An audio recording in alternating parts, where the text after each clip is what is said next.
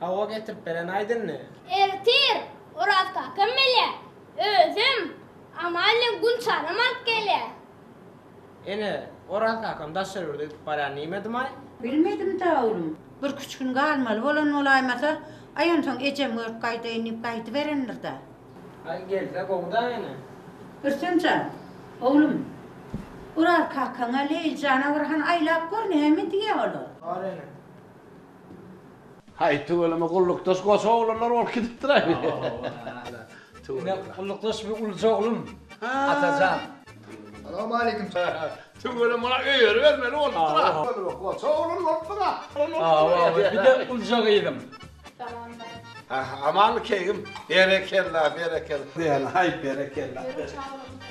Berekella, berekella. Berekella diyene, berekella. Berekella. Hay berekella diye. Bir kulluk dost diyen ha. Bütün ölümü görmeyene göz gerek bir sağ ne yaşa doğru? Beş atıyor. Beş atıyor da lan tu ölümü. Gerek desin alıp köp atıyor. Gerek desin ona gerek desin. Hani kulluktaş çay kıymet men her geliyen. Ulla kanal etmen o men kayıtacak kan olacak hemen. Yo, ayağını az görüyorsun onu. Ay ben. Hani? Adın ne lan? Ben koyup ağlamam mı? Adın ne mi dedin? Anlıyorum ben. Bol.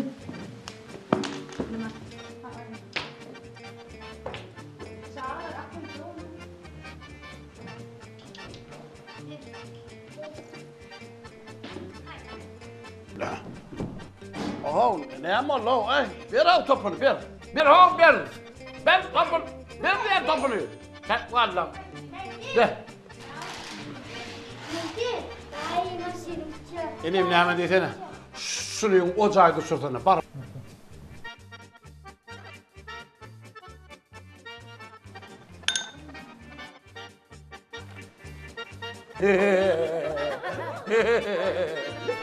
Asık. Toyasık da, toyasık. Hay göze değmedi, kayıp.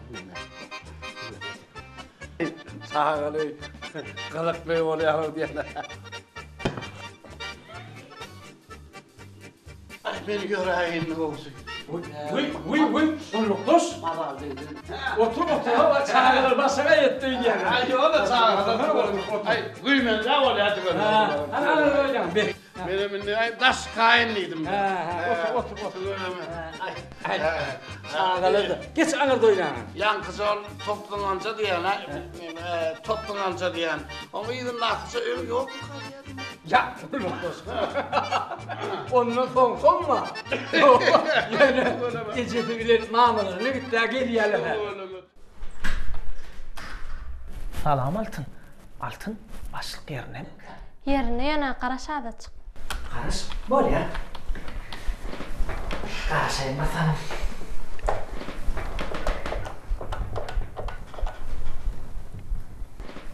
Qowmuğuz.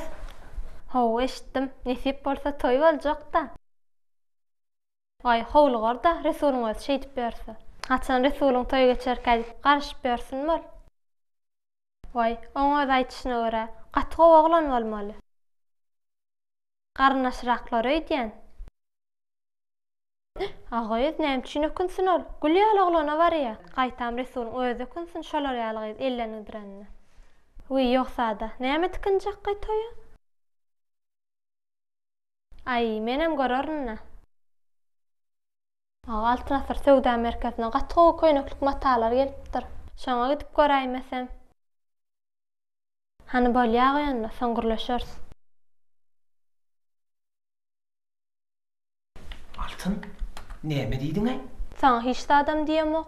Yo, maňa diýemok ay. Ýanky telefonda joraňa näme diýdiň diýen. Uy, altınasıra köýneklik mata gelipdir diýenimmi? Hawa diýdim, näme seni alınjak bolýanmy? Sen ýadymy oyun düşýär Altın. Oyun etmesene. Men Gunçan toy bardy diýen. Vay, eýem, sen eşitdiňmi? Kim aýtdy? Gunça aýtdymy? Hiç kime maýlanok Altın. El şu açyk senden eşitdime. Çynmy şo? Hawa çyn? Sen nerden eşitdiň Altın? Maňa Gunçaň özi aýtdy. Oňa kim aýdypdyr? Uy. Resul näme? Resula gerek şol. Oň özi ilki başlapdyra. Maňa ejem gyssaýlak goýdy, men öýlenýän, öýdäkler men garnaşymyň gyzyny alyp berýär. Men edi biljek zadym ýok diýipdir. Indi gunçany näme durmuşa çykýar, bolaýdyr taşo. Yaman çalıp däme altın. Vay, intäm garaşy billile. Haçandan el gudaçylyga gelýärler, birine de bolýar diýmedi. Indi ne etmeli bolgan? Vay, näetmesi barmy? Toýa taýarlan bermeli. Men ona gaty gije almakam ýetşeýin, men gideýin. Näme sen köýnek tikdirjek bolýarmy? Altın, sen ýadyma oyun düşýär. Men ýadyma birinin durmuşy düşýär. Ene, Leyla jaňatyp göräýli. Oral kakamyň gelýänini söýleýänra. Ertirden mer oradlaň öýüne jaňyp aldyr bilmän otyrna. Leyjana jaňy daýmele kene ýadyma düşmändir. Hana oğlum, Leyjana aýla. Muňa mel öçüge ene. Hani ýene de bir gerek aýla udy. Dinlene. Üçük berýär dawala. Öçüge ene, öçük. Wahy. Atacan, al çağalara bir geyindir, men şeher aylak geleýin onu. Çağır daýym bilen, çağır kakam bilen şeher aylandyk, gezdik diýip bar wagt ýapdy bunlar. Bolýarmy? Bar hemmesini geydir, bar. Men dogunma nefsim ağrıýar. Senem o nefsiň ağraýsynna. Hani sen oňan gowurýan ekeniňe. Öň, o nähili öň. Men näme onyny gowuramakmyşymmy? Oň öýdi hemme zady bulaşdyryp berämen hissat edemok. Vay, sen mukama bilet bolarça bolansyň anne. Oňa hiç hemişe bar zat bulamjar etmekde. Oğlum soýgalasna sizin gurruňyz dinläp gelen soň ýagdaý hasam beterleşdi. Musaý galasy? Kimin gurruňyny? Näme bileýin, bir oglan bilen gurruň edipsiňiz. Oglan bilen? Menmi? Näli gurruň? O nemede o söýügi barada gurlaşyp duran ekeniňe. Söýüg hakynda? Haçan? Dün. Ha. Öňün olaýmasyn? Uy, ho, öňün.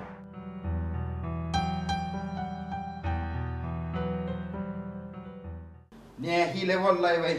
Hiç nemallyk bolana. Rüstem, Leyla jaň etdiňmi? Etdik känem etdik kaka ele çükärýär. Edil dilleşen ýalla, oňa meriniň şuun öçük bolaýyşyny. Bolýa, habarlaşmadyk taýinlik bir görelim. Men gidip bana, ýende çar kakadan habar tutup geleýin. Oňa mara, şo şähere diýip gidişi diýä, henidem gelen ok. Men etdik gelen kaka. Çar kakalaramy? Aw. Ay ýok, özüm gideýinler. Menem bile gidecek kaka. Bolýa, ýör sen gitsen. Ýör oğlum. Hana oğlum, ýene bir jaň aýlak gör. Belki birden bir alar bala. Ayla otur nene. Öçük görýär. 1, 2, 3. Rasul, dur ayda dost, dinleýdi bir min. Dinleýdi meni. Rasul, sana bir daha aýt bolmaly Rasul.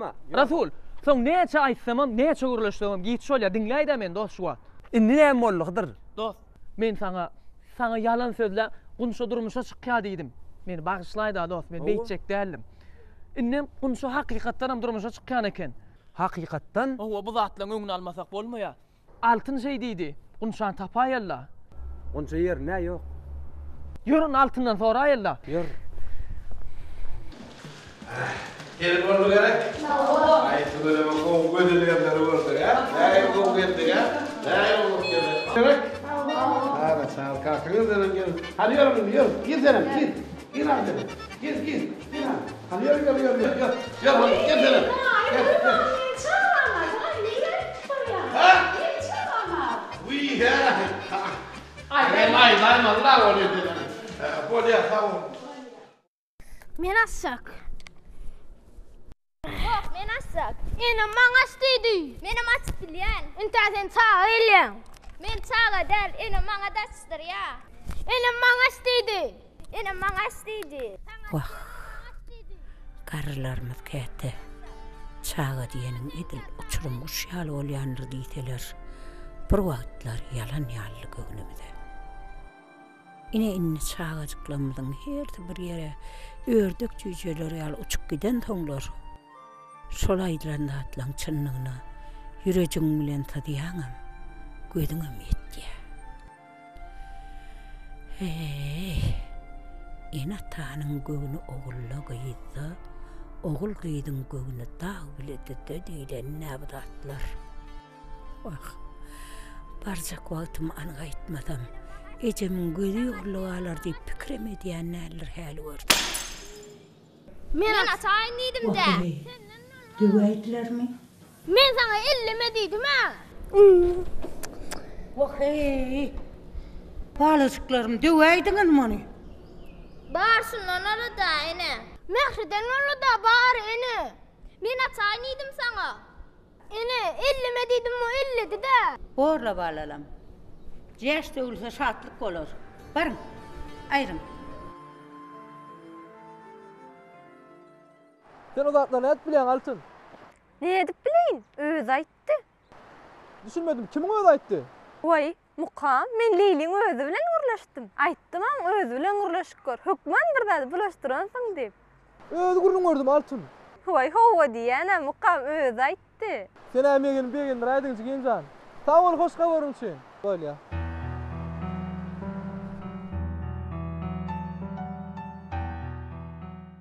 Men ne bilen beýle bolýan Rasul.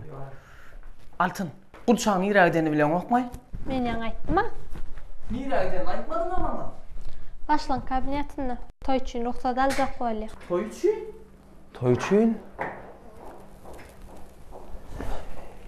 Da. Inni ne etmeli orqa? Altın. Altın ine şuun köndürlen önümlerin kasabi. Onça sen benim gurrumma. Yo, onça. Men aýdaýynna. Men gurlaşmalylyk sen bilen. Men aýdaýynna Rasul. Dur. Oynayam bolýar. Vay, näme bolýan masa daşna uğurlaşyň häzir başlyk gelmeli. Bolýar. Men aýdaýynna. Onça. Onça. Dur aýda. Men aýdaýynna onça. Dinläýdi meni. Onça. Kiň garaňda men düşdüm. Rasul'a sen durmuşa çykkan diýdim. Sana bolsa Rasul öýlenýär diýdim. Aharaňda men düşdüm, meni bagyşlaýda. Sen Awa, onça. Durmuşa çykmaýda, onça. Durmuşa çykmaýda, onça. Durmuşa çykjak bolýar. Altın ýa durmuşa çykkan diýdi. Altınlar da. Ay dost.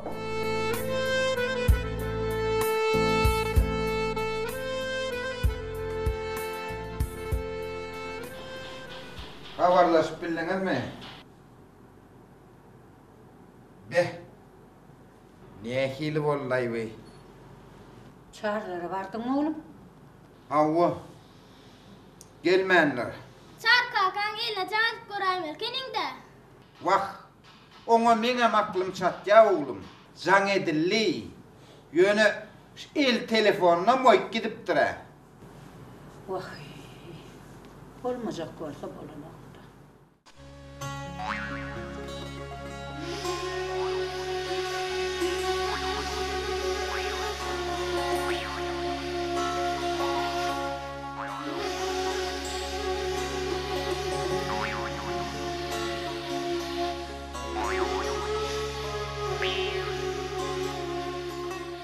Ey goýdar şahydy. Dursana, Murat. Sen nämeler diýip bolsaň? Men kimdir bergen çalşýanmy? Men öz wopar eskeriň ahyry. Öpala. Eskerin.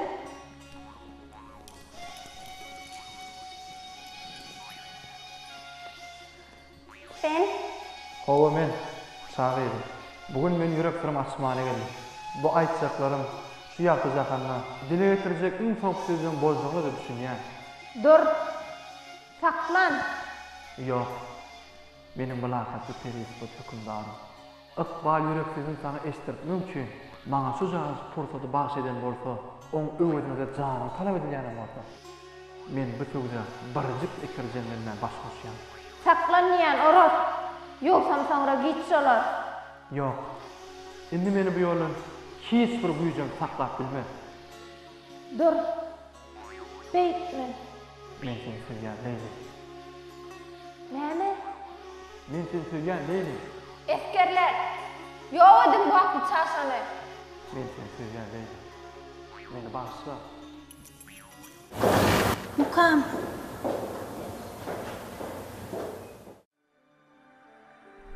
Vah, gözümü yolla koydun acan oğul.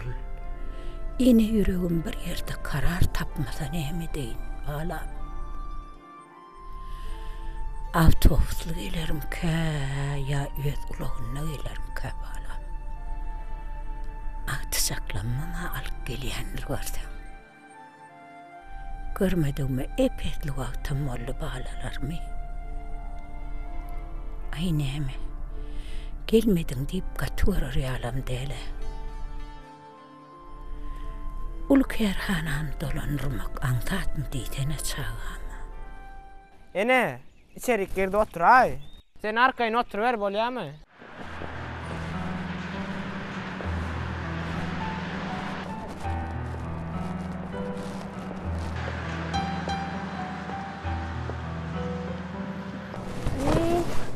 Telefonum. Dün kaçırıp koyuşuma. Ecemcan aylanır.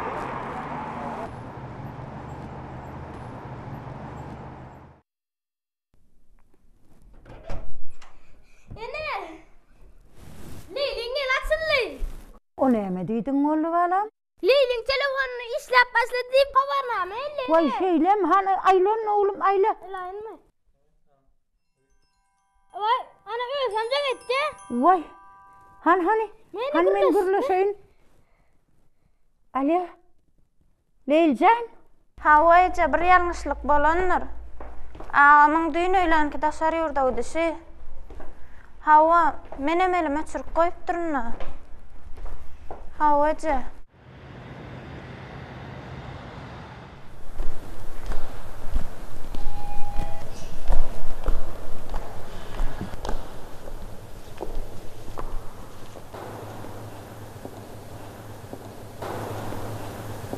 Leyli. Leyli dursana bunu. Ben sana ıstığlayıp oradaydın mı? Benim sen manam aydıp bilersin mukam. Ecem sen savuşluğa içip koydu. Savçılığa. Ecem. Ovo Ecem. Ecem ahire bizim tüyübe düşündü. Ol indi bize karşı değil. Leyli, vaqt oğur diyor seyle fenene. Mukam görüp dursuna. Oyunmadın tayarlı gidip dur. Yakın gününe de tavsırmalı. Leyli, şol kesbi sen qovu yerine yetireceğine men ananyan. Sağıydın kesbi sana şoğulluk getirir. Sağ ol mukam. Indi menem ananyan. Sebebi mukam. Sen sevgiden nalı yüreğim yılısı. Bana güçleri. Leyli, onu Ecem savuşluğa oradaydı mısın?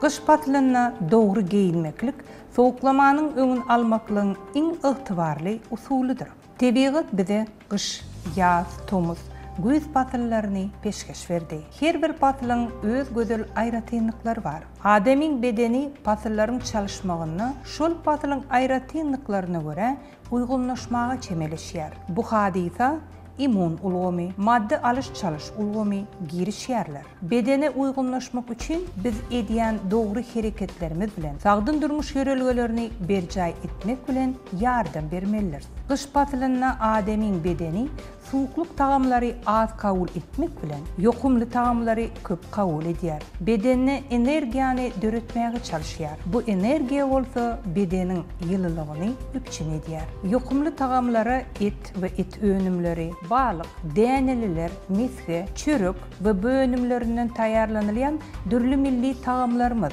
ýagny noýgoly elunaşy, mäşli palaw we beýlekler degişlidir. Kış patlyna limonly, itburunly, bally çay adamlaryň islig bildirip içýän esasy içkileriniň biridir. Dürli meýweleriň terşireleri, hususan naryň şiresi ören peýdalydyr. Ýöne gartaşan adamlara bulary degişli lukmanlar bilen maslahatlaşyp peýdalanmak berurdy. Tebigatyň täsin hadisalaryna laýyklykda adam her bir patla göre ýmit kabul etmeklikde tebigat bilen sarlaşykly baglaşygy başdan geçirýär. Mysal üçin Tomuz patlyna her bir adam ulyslyk bilen garpyz we beýleki bakça öňümleri ýemege ymtynýar. Şol döwürlerde beden köp sowuklugy isleýär.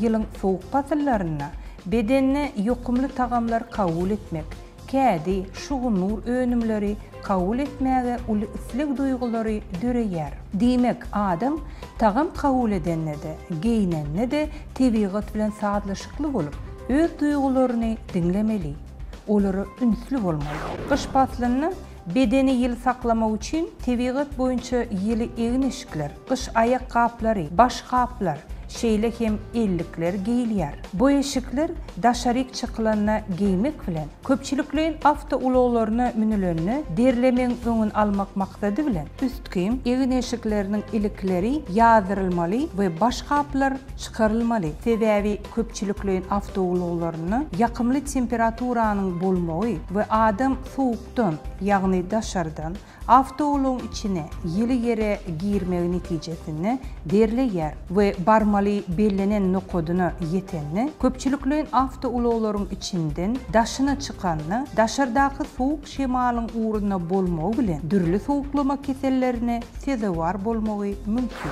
Adamiň bedeniniň ýylylygyny üpçün edýän we sowuklugy has ýokary duýan beden agdasy bu ayaklardyr. Ayaklar näçe ýyl saklandygyça şonça da beden özüni ýyly duýar. Ýöne enatalar öz çağalaryna ädikleriniň içinden ýyly joraplary giydiren ýagdaýlaryny ýyg-ýygdan olary barlap durmaly. Eger çağanyň ayaklary derlen bolsa, onu joraplaryny we ädiklerini çalşmaly. Ayak gaplar dogry saýlananny kış patlyna ýüze çykyp biläjek typmak, taýmaklyň we döräp biläjek dürli beden şiketleriniň öňüni almaga ýardam berýär. Daşaryk soğuk hava çıkılanını ellikleri giymeklik hükmandır. Olur soğuk havanın ellerin deri örtüğüne yetirip bilecek ziyanlı tesirlerinden gorayar. Ellerin yılılığı bedenin demalış ağdalarının sağlığının kepilidir. Şol sebepten lukmançılıkta üçmez yetmez izgalların dana şahsiyetlerimiz hem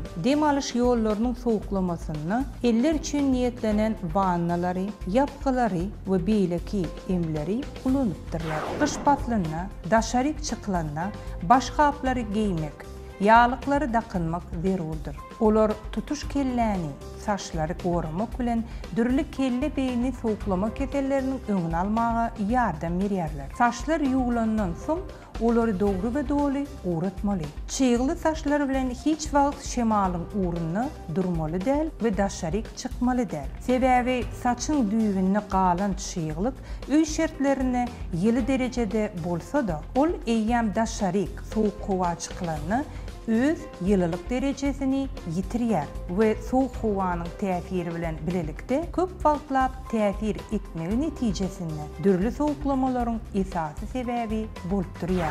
Mehriban adamlar ýa-da şu maslahatlarymyzdan uğralyp her bir patlyň öz aýratynlyklaryna laýyklykda dogry iýmitlenmegi we giyinmegi ýatdan çykarmak. Şonuň bilen bir hatarda her bir adam daşaryk çykanyna hükman burnuň nemli bardasyna aksalin milhemini çalmaly. Şahsy we jemgyçilik arasaçylyk tertip düzgünlerini berk berjay etmeli. Elmidama elleri arasında saklamalı. Sabun bilen yığı-yığıdan yuwmaly we ziyansızlandırıcı terişdelerini ulanmaly.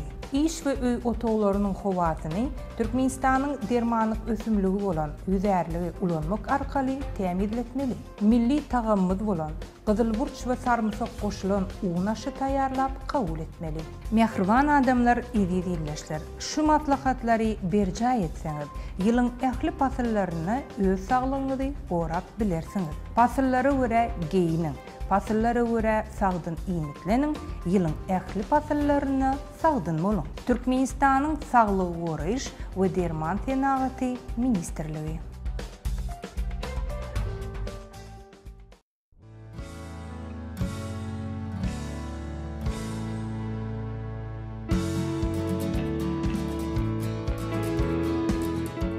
Acın arpydyň düzümündäki efir ýagy lukmançylykda, parfümeriyada, tüýjük ökü önümçiliginde de ulanylýar.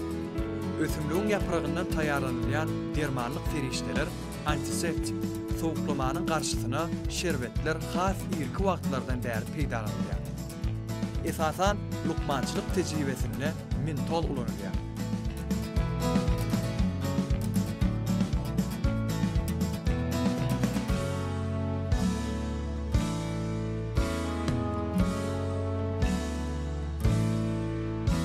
Narpyl işden atça, imit tindirişi oğlanırya.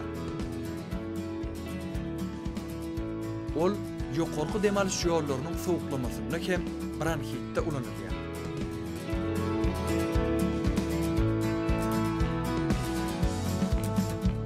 Narpylın yaprağından taýýarlanan melhemlik toşogy agyz boşlugyny ýokonsuzlandyrmakda oňa terişde hasaplanylýar.